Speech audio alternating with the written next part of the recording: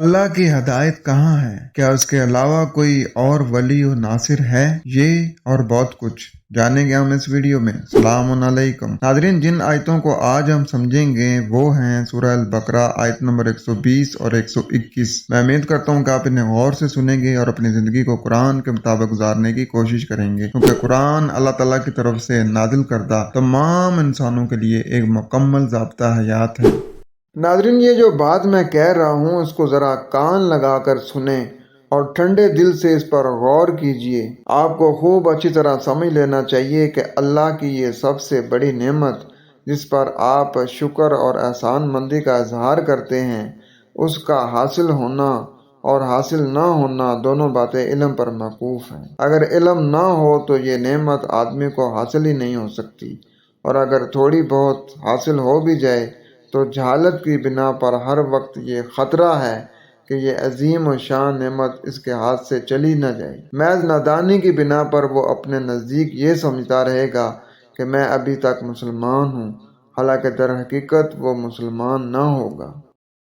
آئے بڑھتے ہیں اپنے سبق کی طرف اور پڑھتے ہیں سورہ البقرہ آیت نمبر 120۔ میرے پاس اس وقت محمد حنیف صاحب کا ترجمہ ہے، پہلے اس کو پڑھتے ہیں۔ اور یہود و نصارہ تم سے کبھی راضی نہ ہوں گے جب تک تم ان کا دین اختیار نہ کر لو۔ ان سے کہہ دو کہ اللہ کی عطا کی ہوئی ہدایت ہی اصل ہدایت ہے، اور علم پانے کے بعد بھی اگر تم نے ان کی خواہشات کی پیروی کی تو اللہ کے مقابلے میں تمہارا کوئی حامی و مددگار نہ ہوگا۔ آئے دیکھتے ہیں کہ یہاں بات کیا ہو رہی ہے۔ وَلَن ترضا، اور ہرگز یہ آپ سے راضی نہیں ہوں گے، ان کا تمہارے بارے میں، الیہود ولا النصارى، خود ساختہ ہدایت یافتہ اور نہ مددگار، حتی یہاں تک کہ تتبع ملتہم، تم اتباع کرو ان کے طریقہ کار کی۔ ملت کہتے ہیں طریقہ کار کو۔ قل ان ھدی اللہ، کہو بے شک اللہ کی ہدایت، والہدا، وہی ہدایت ہے۔ ہدایت صرف اللہ کی طرف سے ہے۔ جو اپنے آپ کو خود ساختہ ہدایت یافتہ کہتا ہے یا مددگار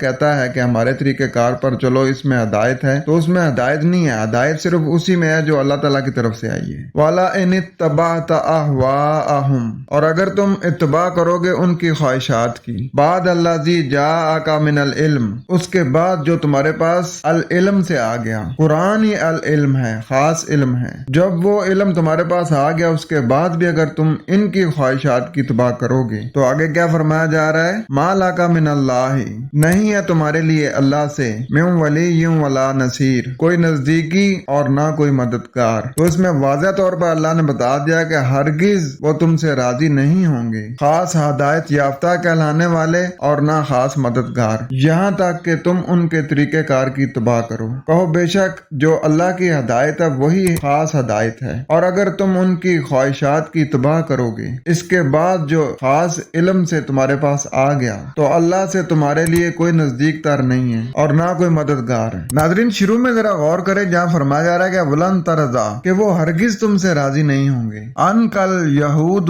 ولن نصارا، جو بھی اپنے آپ کو خاص ہدایت یافتہ کہتا ہے اور خاص مددگار کہتا ہے، چاہے وہ کسی بھی جماعت کا ہو، چاہے وہ کسی بھی فرقے کا ہو، تو یہ اللہ تعالیٰ کی ذات مخاطب ہے جو اس وقت بھی قرآن کو پڑھ رہا ہے۔ ڈیفینیٹلی اس سے تو مخاطب ہی تھا کہ جس پر یہ قرآن نازل ہوا، تو اس وقت جو بھی یہ آیتیں پڑھ رہا ہے اللہ اس سے بھی مخاطب ہے اور اس کو یہ کہہ رہا ہے کہ یہ جتنے بھی تمہارے ارد گرد جماعتیں ہیں، مذہب کے نام پر، دین کے نام پر جو جماعتیں بنائی گئی ہیں، جو اپنے آپ کو ہدایت یافتہ کہتے ہیں، جو کہتے ہیں ہمارے فرقے میں آ جاؤ تو تم کامیاب ہو جاؤ گے، جو اپنے آپ کو خاص مددگار کہتے ہیں کہ ہم اللہ کے دین کے مددگار ہیں، ہم اللہ کے دین کی خدمت کرنے والے ہیں، ان میں سے جو بھی جماعت ہے نا وہ تم سے راضی نہیں ہوں گے جب تک کہ تم ان کی جماعت کی پیروی نہ شروع کر دو، جب تک ان کے کہے پر تم چلنا نہ شروع ہو جاؤ۔ اور آگے دیکھیں جو فرمایا جا رہا ہے کہ قل ان ھدی اللہ ھو الھدی، کہ کہہ دو کہ بے شک یہ جو ہدایت ہے نا وہ تو اللہ کی طرف سے ہے۔ اب وہ جو اپنے آپ کو خود ساختہ ہدایت یافتہ کہہ رہے ہیں کہ تم ہمارے طریقہ کار کی پیروی کر لو تو تم ہدایت یافتہ ہو جاؤ گے، تم کامیاب ہو جاؤ گے، تو یہاں اللہ تعالیٰ دیکھیں ان کی نفی کر رہا ہے۔ اللہ فرما رہا ہے کہ ان سے کہہ دو کہ ہدایت جو ہے نا وہ تو وہی ہے جو اللہ تعالیٰ کی طرف سے آئی ہے، اسی میں ہدایت ہے،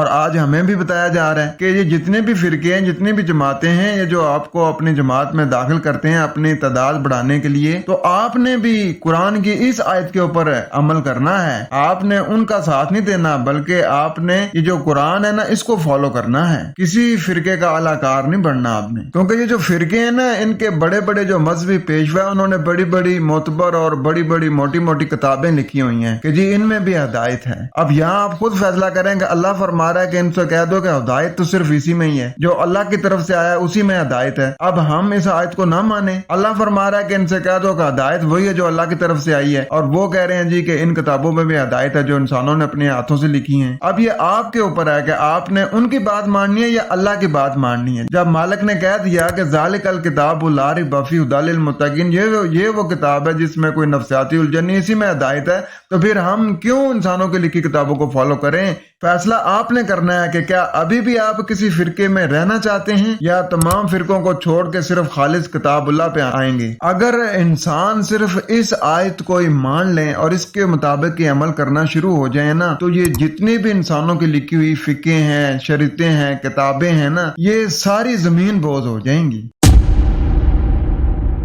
और आगे देखें कितनी जबरदस्त बात हो रही है कि अब ये हिदायत तुम्हारे पास आ गई है, और इसके बावजूद भी तुमने उनकी इत्तबा की, उनकी ख्वाहिशात की इत्तबा की, उनकी बात मानी, उसी फिरके में रहे, उन्हीं का लिटरेचर पढ़ते रहे और ये समझते रहे कि उनमें भी हिदायत है, तो फिर तेरे लिए ना कोई नजदीकदार होगा और ना कोई मददगार होगा।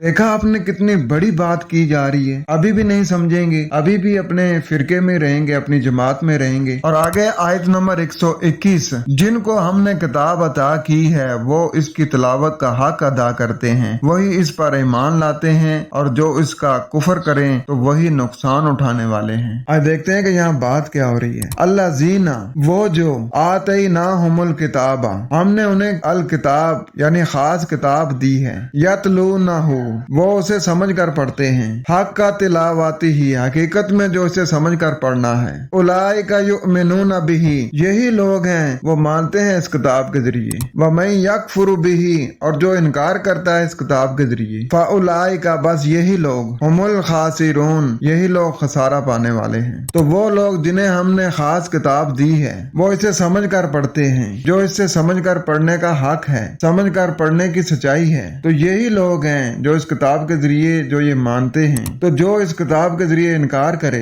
बस यही लोग वही खास खसारे वाले हैं। तो समझ आइए आपको कि अल्लाह ताला की जात यहाँ ये फरमा रही है कि जिन लोगों को हमने किताब अनायत की है वो इसको ऐसा पढ़ते समझते और अमल पैरा होते हैं जैसा कि उसके पढ़ने समझने और पैरवी करने का हक है। यही लोग इस किताब के जरिए अमन देने वाले हैं, और इस किताब का इनकार करने वाले वही लोग खसारा पाने वाले हैं। नाज़रीन, इसमें जो आ रहा है ना कि हक का तिलावती ही, इसका ये मतलब है हक है उसका तिलावत का मतलब है उसे पढ़ना और उसके पीछे पीछे चलना। यानी हक ये है कि उसको पढ़ा भी जाए और उसके पीछे पीछे चला भी जाए। तो जो ऐसा करते हैं ना, तो अल्लाह फरमा रहा है कि उलाइका युमिनूना बिही, कि यही लोग हैं जो इसके जरिए मानते हैं और इसके जरिए मान के फिर आगे अमन कायम करते हैं। और फिर जो बंदा इसका इनकार कर दे, जो बंदा अपनी जमात में रहे, अपने फिरके में रहे, अपने जमात का जो प्रचार करे, तो वो लोग जो है ना वो खसारा पाने वाले हैं, उनको फिर कुछ नहीं मिलना। क्योंकि जो इस किताब को फॉलो करके,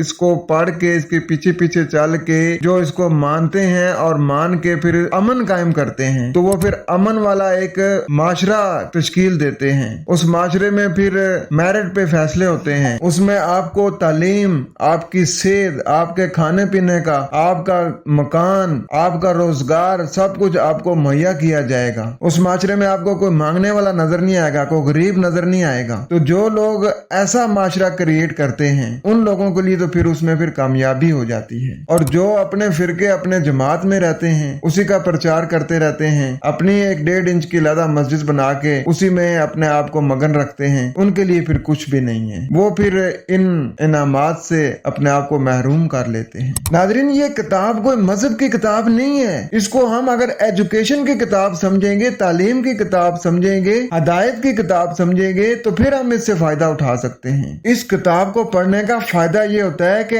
آپ کی شخصیت کی تعمیر ہوتی ہے، آپ میں چینجنگ آتی ہے، آپ میں بدلاؤ ہوتا ہے، پھر آپ انسانیت کی بات کریں گے، پھر آپ انسانوں کی فلاح کے لیے کام کریں گے، پھر آپ کی ہر وقت یہ کوشش ہوگی کہ میں انسانیت کے لیے کیا کر سکتا ہوں، میں انسانوں کے لیے کیا ایسے فائدے کی چیز بناؤں کہ جس کو استعمال کر کے لوگ فائدہ حاصل کریں۔ ناظرین، اس سوچ کے لوگ جو ہوتے ہیں نا، وہ پھر معاشرے میں اعلیٰ ہوتے ہیں، ان کی پھر قدر کی جاتی ہے، ان کو پھر لوگ یاد رکھتے ہیں۔